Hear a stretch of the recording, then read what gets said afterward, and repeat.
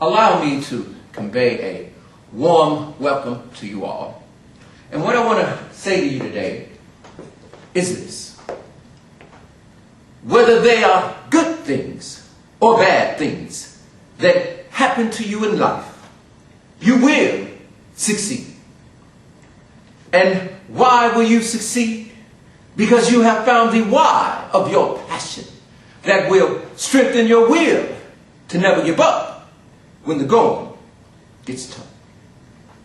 And you will win at whatever it is you do, because it will unlock the truth that is you. And the truth is that in each and every one of you out there lives greatness.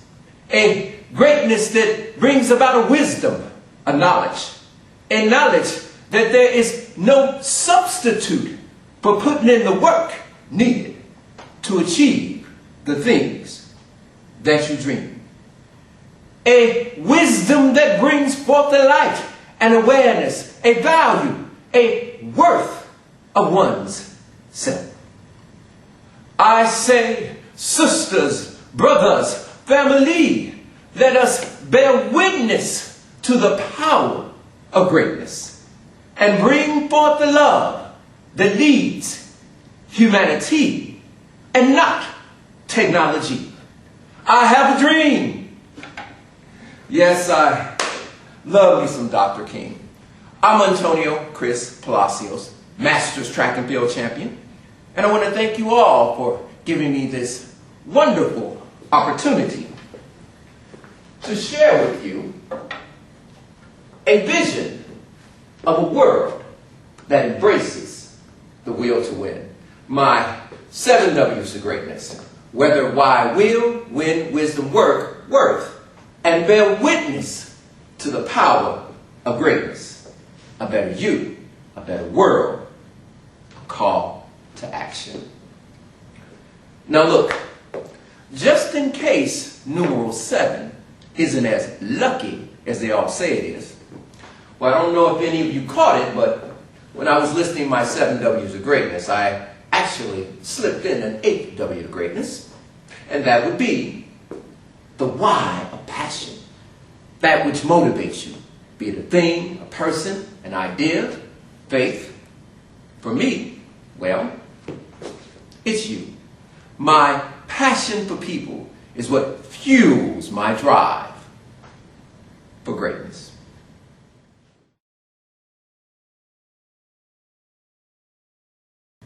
But here's the question I want to put to you first.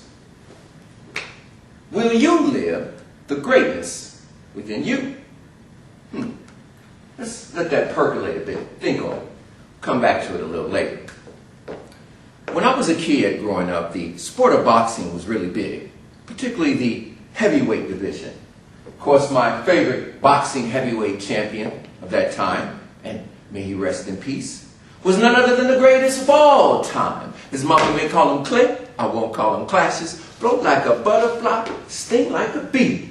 Talking about my man, Muhammad Ali. And you know I love me some Ali. And again, rest in peace, great one. All right, I'd like to know now with a show of hands, and I know I can't see you, but I feel like I'm a good friend right there having a chat. With a show of hands, how many of you remember the Rocky boxing movies? Written, produced, starring Sylvester Stallone. Got any Balboa fans out there? Okay, I know I'm not the only one. And yes, I love the new Creed movie spinoff. But man, Rocky Balboa, talk about the will to win, the eye of the tiger. Rising up, back on the street. I hear that and I just want to run through a wall. Some great workout music there. If you ever get the chance, check out the soundtrack to Rocky number 4, Hearts on Fire, No Easy Way Out, The Eye of the Tiger. That will get your blood pumping, get your heart pumping. Great workout music. A couple of other things that I love about the Rocky movies. For one, they tend to motivate from the underdog perspective. And that's kind of the approach I take when I'm competing. I don't care how many times I'm ranked number 1 in the world, or just U.S. record or that world record. I always compete with a fire that lies deep, deep within my soul. Fight to be the best that I can be. Another thing that I love about those Rocky movies is that there's always some kind of inspirational dialogue, a speech that makes you want to overcome any obstacle. You feel like you can achieve anything if you just fight, put your mind to it. Love how Rocky never gives up when the going gets tough. Even when he loses, be it to Apollo Creed or Clark Lane, played by my man, Mr. T, I've hit it, boo. But Rocky never gives up, just keeps coming. A will of steel, no quit in that man. I think my greatest attribute as a master's athlete is my ability to persevere, to get up when knocked down. I may get injured, I may lose, but I just work harder. Try again. Like the little engine that could. I think I can, I think I can. And then finally what? I can. I'd like you all to remember that, if you would, please. If ever life seems too tough and you don't think you can go on, at that moment, just stop and say to yourself, I can. Please, I'd like everyone to say that with me. I can. Yes, you can keep going. You can be great. Here's my favorite bit of dialogue, a quote for Rocky movie number 6, simply titled, Rocky Balboa. Nobody is going to hit as hard as life. But it's not about how hard you hit. It's about how hard you can get hit and keep moving forward. How much you can take and keep moving forward. That is how winning is done. Whether they are good things or bad things that happen to you in life, you will succeed. I think it's rather obvious that when bad things happen to you in life, you'll need the will to win to keep you moving forward towards the things that you dream. But what about when good things happen to you? Why then the will to win?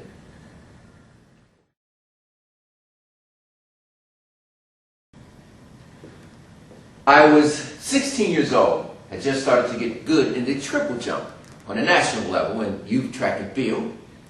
That summer I qualified for the age group national championship meet. Was really excited about that. Also, my big brother Teddy qualified as well. But he was already top dog nationally in his event, the long jump, young men's 17 to 18-year-old age group. And yes, he was favored to win, and well, he did win. So now it's time for little brother to do his triple jump thing. But unlike my big brother, I was not favored to win. And boy, I really wanted to win, bring home a gold medal just like my big brother Teddy. So I hopped and I stepped and I triple jumped my butt off. Fought like the underdog that I was. Here's the funny thing though, y'all. All during the competition, I didn't know what or how far I was jumping because I couldn't read the measurements. They were in metrics. And like most Americans, I had no clue what the rest of the world was doing with this metric system. Anyhow, the meet ended and I was disappointed because I assumed I had lost. Didn't know how far or how long I was jumping. But I did the honorable thing. Went up to the guy who was favored to win to congratulate him. I'm like, hey man, congrats on the win. Great jumping. And he looks at me like I'm crazy and goes, I didn't win. I'm like, well, who did? He said, you did. You jumped 14.21 meters. What's that in feet though? 46 feet, 7 inches, ladies and gentlemen. I had jumped 2 feet further than I ever had up until that point, and I had won. So we left with 2 gold medals. One for my big brother Teddy, and one for little brother me. Now, of course, this was a good thing that happened to me in life. But here's what happened after that. Something that had never happened to me before and never will happen to me again. And that is,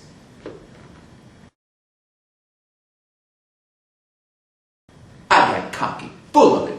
Man, you couldn't tell me nothing after that jump. Now, you know, confidence is a good thing, but overconfidence tends to breed distraction, loss of focus. Because here's what happened next. A few weeks after that, I went to compete And the Junior Olympics, another national event.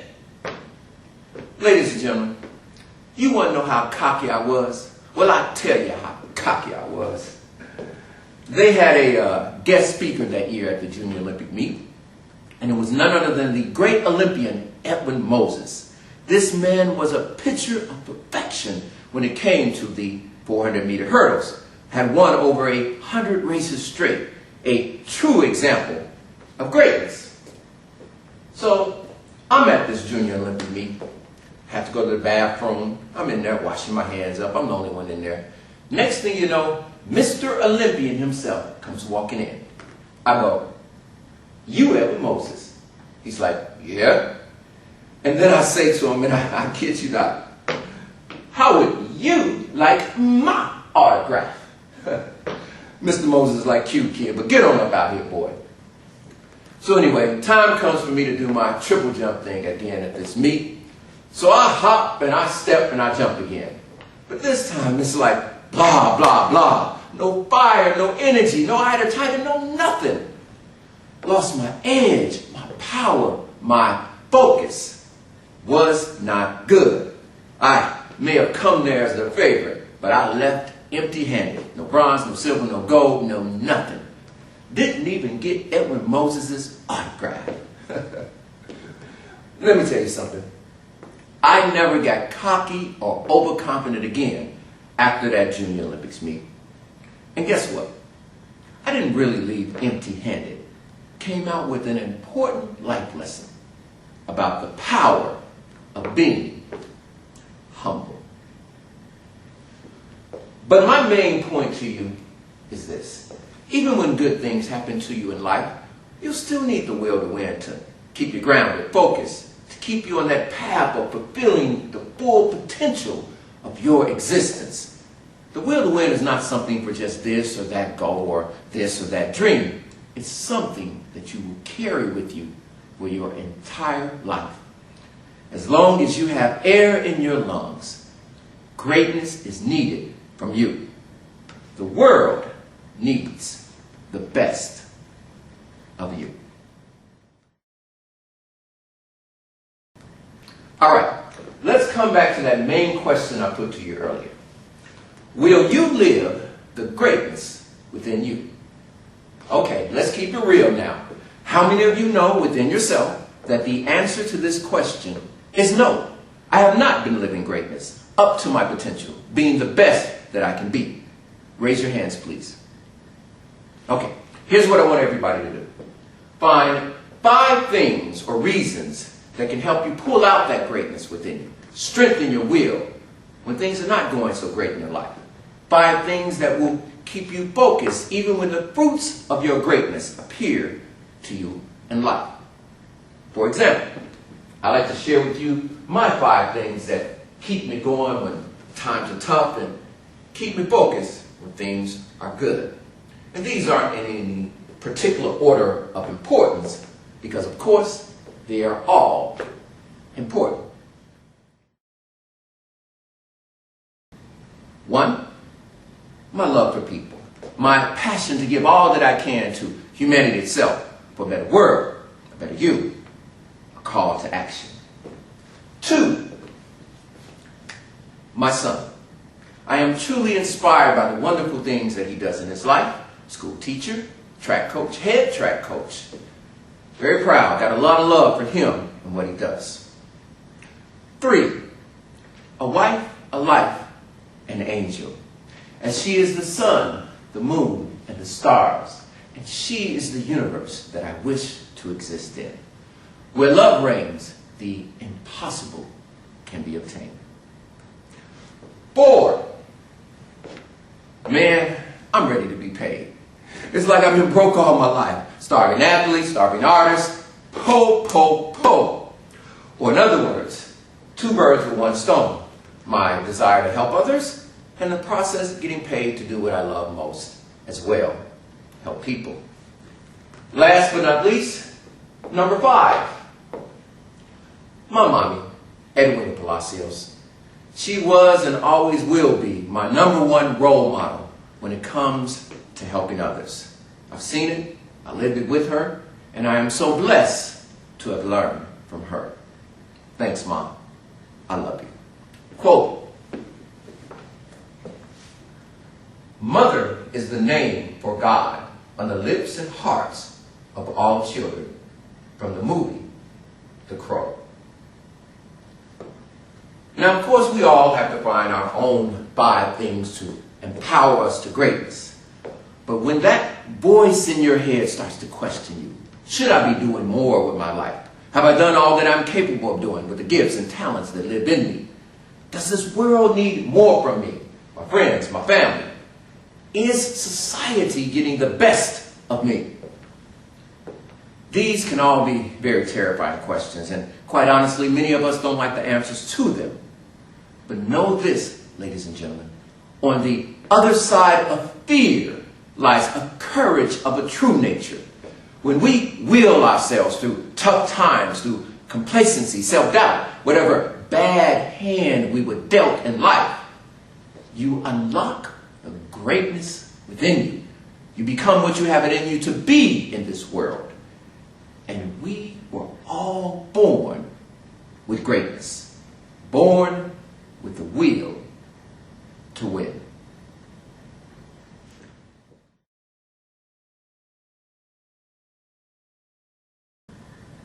Okay, in this next section of my presentation to you today, let's start by talking about winning.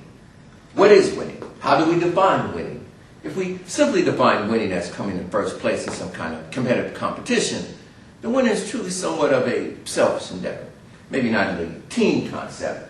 However, it was legendary Raiders NFL owner Al Davis who coined the phrase, "Just win, baby. Just win." You know, I'm cool with that. But let's look at winning in a much larger, deeper perspective, not so literal. It's winning at life, winning at being a better you for a better world, winning at being a better parent, better student, at your job, your career. Now, folks, you know when you're losing at life. It is not so much about what happens to you. It's about your attitude, your approach. Control the things you can control. Your mindset, your thoughts. Man, I don't want to go to work today. Attitude. Putting off what you know you should do today for another day. Procrastination. Why me? Why did this happen to me? Loss of faith, belief. If it was going to happen, it would have happened by now. Maybe I just can't do it. I'm not good enough. Don't have what it takes. Confidence. And here's the thing, ladies and gentlemen. This losing at life, loss of faith, belief, self-doubt, does not mean you have lost that life. A battle does not make a war. You're still breathing. You're still here. Now, if you've been there like I have, losing at life, just having a bad attitude about things sometimes, raise your hand if you would, please. Okay, hopefully I'm not the only one. And it's okay. We're human beings. We're not robots. We're not perfect. We strive for perfection. We work for perfection. But you know what? That's not reality. You see, despite what they say, practice does not make perfect. Get that out of your heads right now. Practice makes improvement. Please, if you would say that with me now. Practice makes improvement. As long as you are breathing on this earth, you can always strive to be a better human being. Now, don't get me wrong. I'm still down with the literal competition, competitive approach to winning. I stand here before you a Masters champion, world record holder. I train to win, and, well, I like to win. Simply put, just win, baby. Just win. One of the favorite stories of mine is how I got a chance to meet my hero as a young boy, the great Olympian, Jesse Owens, winner of 4 gold medals in the 1936 Berlin Olympic Games. I was competing in my first major track event, the Arco Jesse Owens National Youth Games. Now, I've always been a very fierce and competitive person when it comes to track and field. And I freely admit, well, I tend to be a bit hard on myself when I don't win. So in that first Jesse Owens meet, I made it to the Chicago citywide finals of the boys 10 and 11-year-old long jump. Took second place. when I went up to the Olympic-style podium to receive my medal, the one and only Jesse Owens placed the silver medal around my neck. Then as I was stepping down from the podium, Mr. Owens pulled me aside. I guess you could tell, I don't know, how should I say this, that I was a little bit overly disappointed about not winning, basically pouting. And he said to me, "Son, do your best, be your best, and regardless of the outcome, you will always win." Now, I must tell you, at the time I had no idea what he was talking about. It wasn't until years later when I finally got it. Let go of the outcome. Focus on the process. Control what you can control. Do your best, be your best, and you will always win. Mr. Owens was talking about the big picture, about how you win at life. Of course, his message to me as a 10-year-old boy has simply become a part of who I am as a person, even today.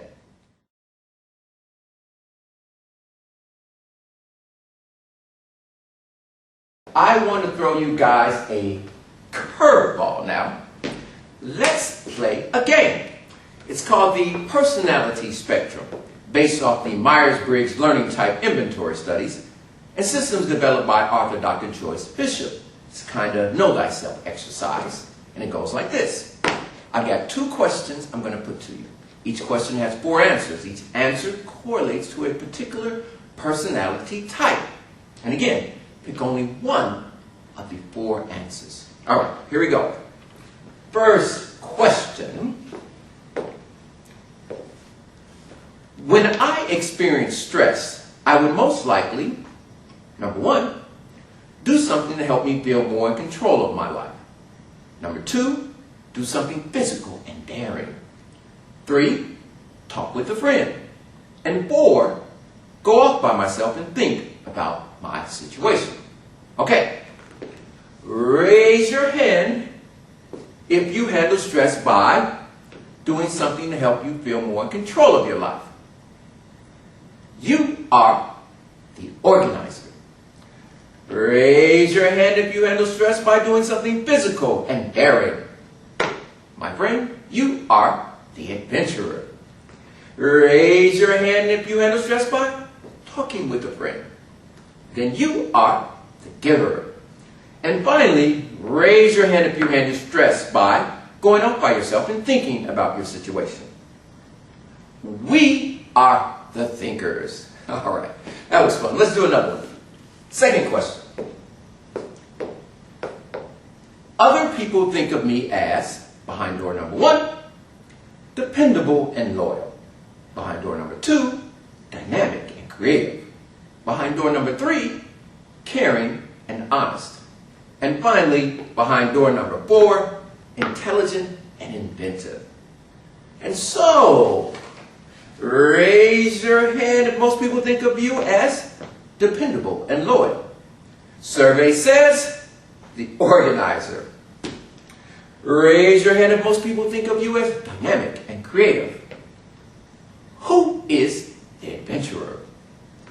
Raise your hand if most people think of you as caring and honest. We are the givers.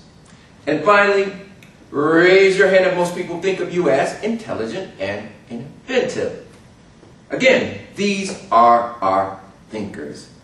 All right, everybody, give yourself a hand. Good job. Good effort. Very insightful. But as you can see, we all are a blend of different personality traits, with 1 or 2 being more dominant than the other. But my point is to know thyself. Here are 4 factors of achieving goals. 1, the goal itself. 2, you, the person striving to obtain the goal. 3, actions, what you do to attain the goal. And 4, positioning, the situation you place yourself in order to achieve the goal. So what am I trying to say to you here? I'm saying this. It's important that you, the person you are, line up with what what you're trying to achieve in life. Unfortunately, some of us, particularly me, have had to learn that the hard way.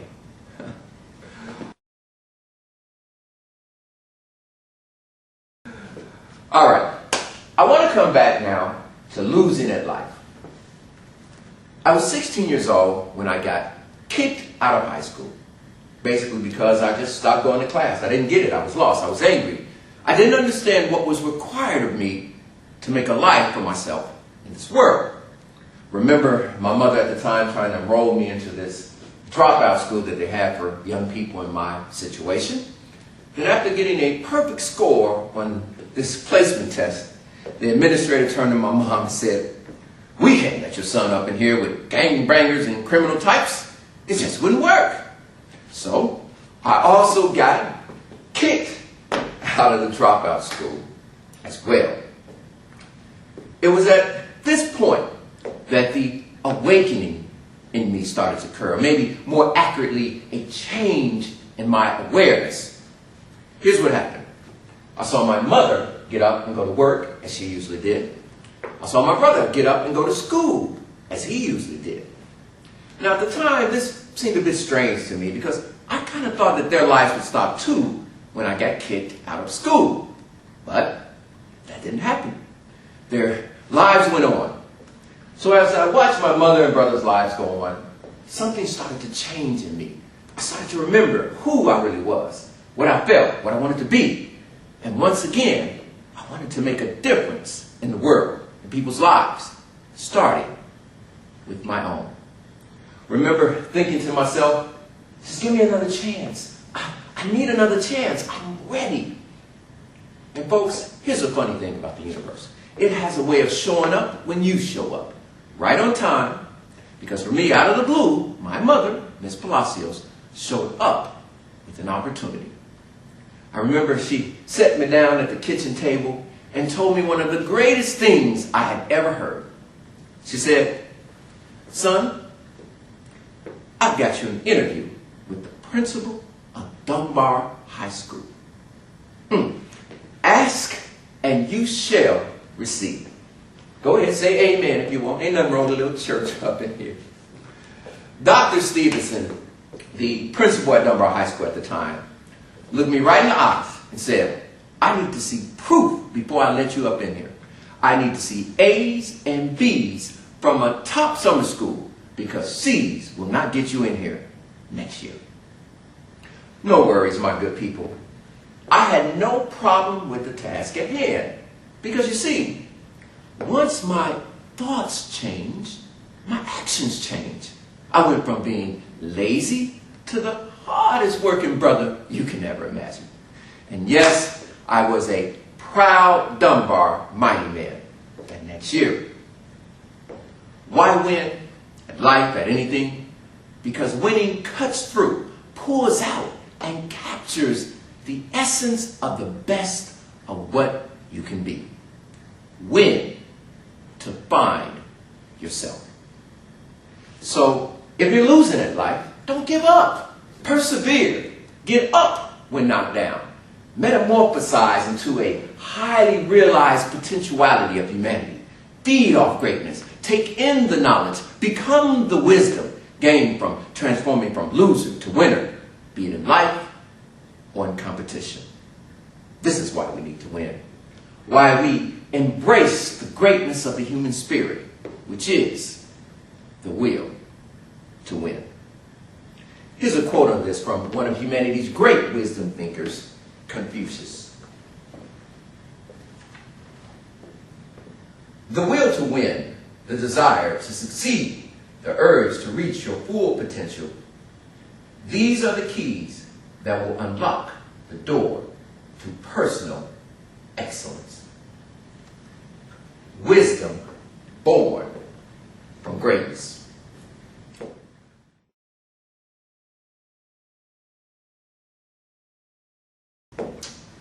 Growing up, I was a big fan of the Indiana Jones films. Harrison Ford, Steven Spielberg, George Lucas. That music, dun dun dun dun dun dun dun. Join in if you know it. Dun dun dun dun dun dun dun. Dun, dun, dun, dun, dun, dun, dun, dun, dun. That's what I'm talking about. Love me some Indy. The hat, the whip, the whole 9 yards. Now, little did I know that it was not the indie movies that would have the biggest impact on me, but instead a short-lived, 1-year, 1992 TV series based off the Indiana Jones character called The Adventures of the Young Indiana Jones, produced by George Lucas. The show had to do with a young Indy growing up and his exciting adventures with real-life historical giants of the time, like Hemingway, Picasso, Gershwin, and many others. And that was what was so cool about the show. It was designed as a way of presenting history to young people in an exciting and adventurous way. Anyway, the particular episode that had such a powerful impact on my life, titled Oganda, the Giver and Taker of Life, focused on a remarkable man who achieved greatness in a number of different areas. Nobel Prize winner, Dr. Albert Schweitzer. This Chapter 11 episode takes place during World War I, 1917, with Indy as a young man fighting on behalf of the Allies in Africa until he is sent on a mission into the deep jungle where he runs into, of all things, a hospital where Dr. Schweitzer dispenses medical treatment and a great reverence of life wisdom that changes the young Indiana Jones forever, and me as well. Ladies and gentlemen, I'd like to challenge you all to seek out this young Indiana Jones episode, be it on Netflix or wherever, and may it inspire you to live for a better humanity, a better world, as it has me. Quote, "In everyone's life at some time, our inner fire goes out. It is then burst into flame by an encounter with another human being. We should all be thankful for those people who rekindle the inner spirit." Albert Schweitzer, music scholar, theologian, philosopher, physician, and 1952 Nobel Peace Prize winner.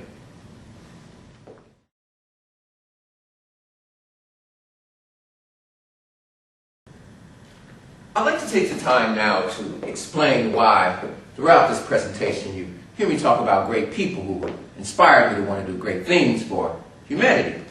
I'm not just dropping names for namesake or ego.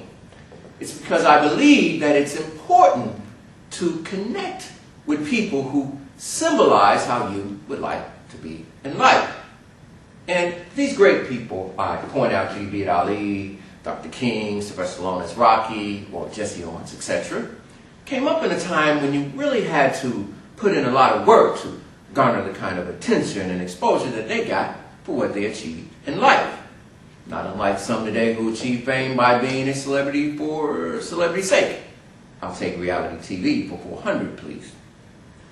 Anyway, my point is, like these great heroes of mine, if you really want to challenge yourself to push the boundaries of what you are capable in life, greatness, then there is no substitute for that 4-letter word, W-O-R-K.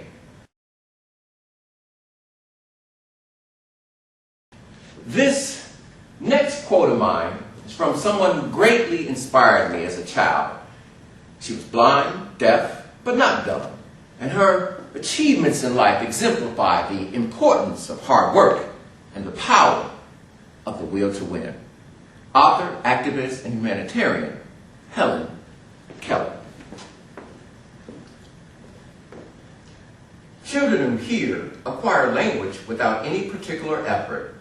The words that fall from others' lips, they catch on the wing, as it were, delightedly. While the little deaf child must track them by a slow and often painful process. But whatever the process, the result is wonderful. Gradually, from naming an object, we advance step by step until we have traversed the vast distance between our first standard syllable and the sweep of thought in a line of Shakespeare. Ah, just touches me. Beautiful. To be or not to be. I've had a number of people come up to me as a Masters long jump world record holder, jumping 21, 22, just under 23 feet, 7 meters or so at 50 years of age. And they want to know what I was jumping back in the day. What happened to me? How come they never heard of me until now? Well, sure, I had Olympic dreams, qualified for the '92 Olympic trials. But what I didn't have back then that I do now is this concept of putting in the work. I've had self-doubt. I've even talked myself out of success. Went through this door when I should have gone through that door. But what I never did was quit. Kept at it. Never gave up on the sport of track and field or myself. And eventually, I developed those habits over time of putting in the work. Or, in other words, the fight is won or lost far away from witnesses, behind the lines, in the gym, and there on the road, long before I dance under those lights. Muhammad Ali. Also, the funny thing about putting in the work is actually the easy part. What's harder and more important in this recipe for greatness is, wait for it, wait, okay, worth, as in self-worth, belief, faith, to know that this greatness is within you. Because I'm going to tell you, you can work and work and work, but if you don't believe, come on, say it with me now, believe, yes, ladies and gentlemen, makes it hard to achieve. Now, folks, here's what you need to know about self-worth, particularly the development of self-worth from a sociological and psychological point of view. It starts with your upbringing, how you were raised, how you were loved, how you were treated as a child. And get this, this is very important. It happens before the age of 5. 5. Greatness as a parent, a teacher, a caregiver, a better you, a better world, a call to action.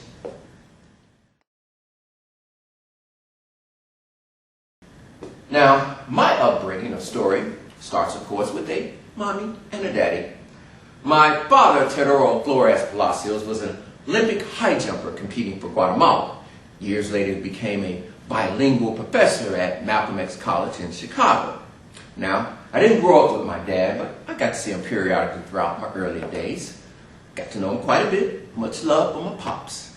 But my story is really about a strong black with a southern background, again, my mother, and Weena Palacios, an amazing woman. Graduated from the prestigious Art Institute of Chicago, mind you, when it was rare for an African American to do such, was a big community youth leader when I was growing up, and also was she who coached my big brother and I in track and field when we were young. Now, I should say to you, it's true that I grew up in a low socioeconomic neighborhood on the south side of Chicago, ghetto, the hood, call it what you may. I call it 6116 South Cottage Grove, Woodlawn Gardens, home. But it is also true that credit should go to my mom, Miss Palacios. As all the neighborhood kids would call her, Miss Palacios, when you going to help us start our cheerleading team? Miss Palacios, when you going to take us back to the White Sox game? Miss Palacios, how you doing? We love you.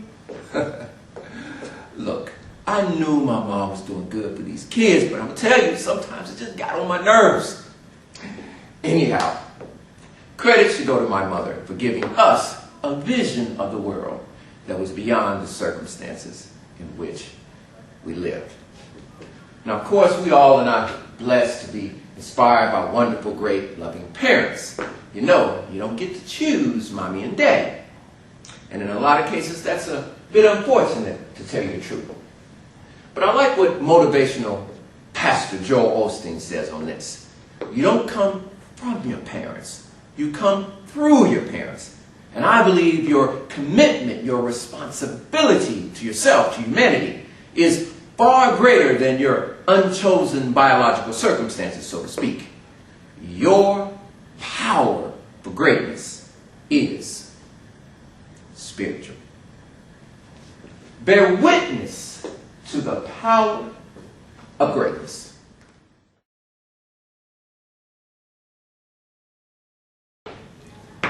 I was 18 years old when I first went to work for a small upstart children's museum in Chicago.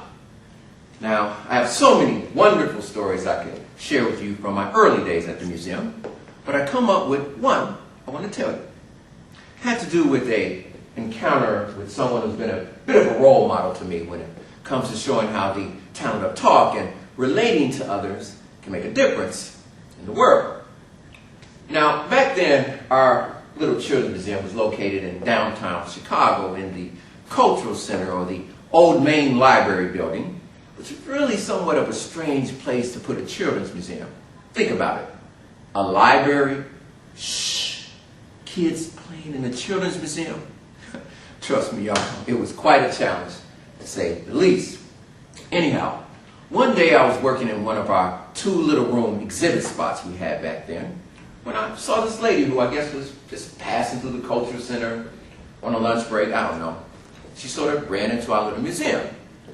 Now, as she's walking up to me, I realized I knew this lady. I recognized her. And she came right on up to me and said, "What's this place all about?"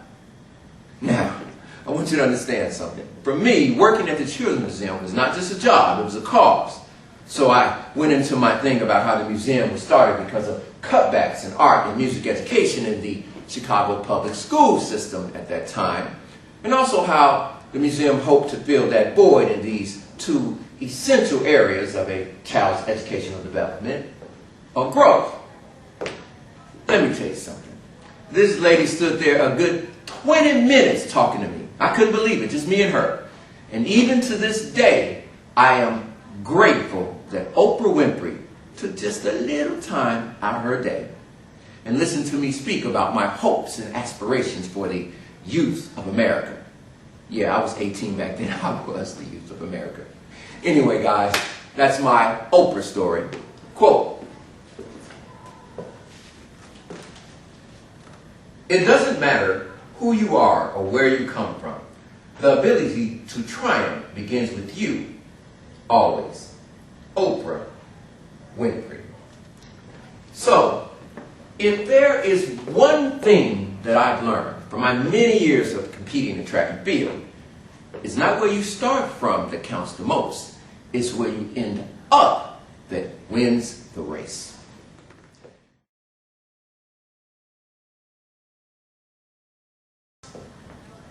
The Oscar award-winning movie, Chariots of Fire, which I first saw as a teenager, I believe captures the essence of what I'm trying to say to you in this presentation.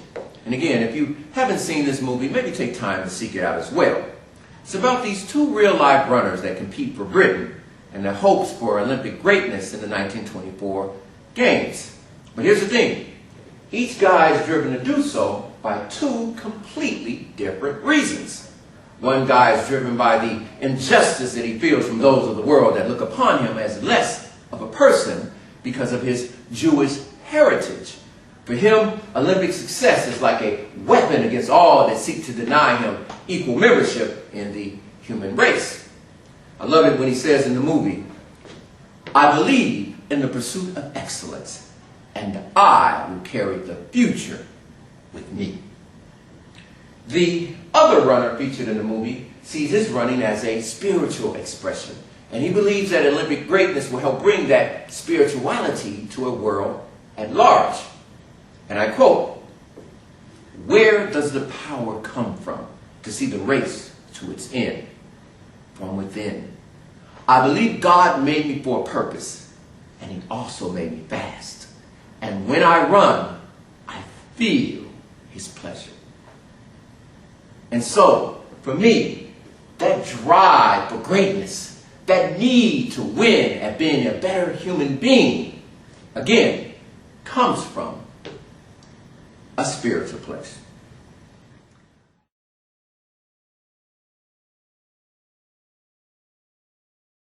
Lastly, I'd like to end now with what I'm calling the Will to Win Pledge. And I want everyone out there to take that pledge with me now. It'll be fun, I promise. And here's what I want you to do.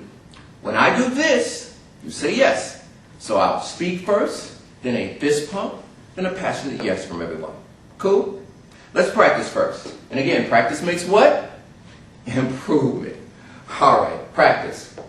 So when I say will, you say yes. Will, yes. Will, yes. Will, yes. All right. We are ready. Please, if I could have everyone stand. Don't be shy. Don't be shy. Look, I'm not going to ask you to put your hand on your heart, but I do want you to put some heart into it. Okay, here we go. The Will to Win pledge. Whether it's bad things that rain down upon me in life or good things that shower me with success, I will weather the storm. Yes. I will seek, I will find, and I will embrace the why of my passion, that which motivates me to be the best that I can be in life. Yes. I will, as in strength of will, never, ever, ever, ever, ever, ever give up on myself and get up when knocked down. Yes. Like old MacDonald had a farm, I will harvest the wisdom born from greatness. E-I-E-I-O. Yes. Them bones, them bones, them bones. Your self-worth connected to your backbone. Your backbone connected to your work bone. Your tailbone connected to your hip bone.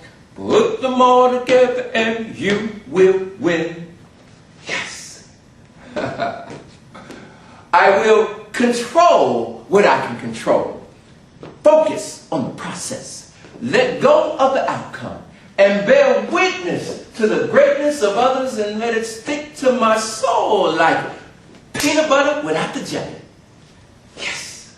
And finally here, I will use the will to win to unlock the greatness within. Yes. Thank you all so very much for your time. And if you are interested in information about my book, The Will to Win, The 7 W's to Greatness, of course, you can contact me at www.acpspeaks.com. I'm Antonio Chris Palacios, and as always, a better you, a better world, a call to action. God bless. See you next time. Goodbye now.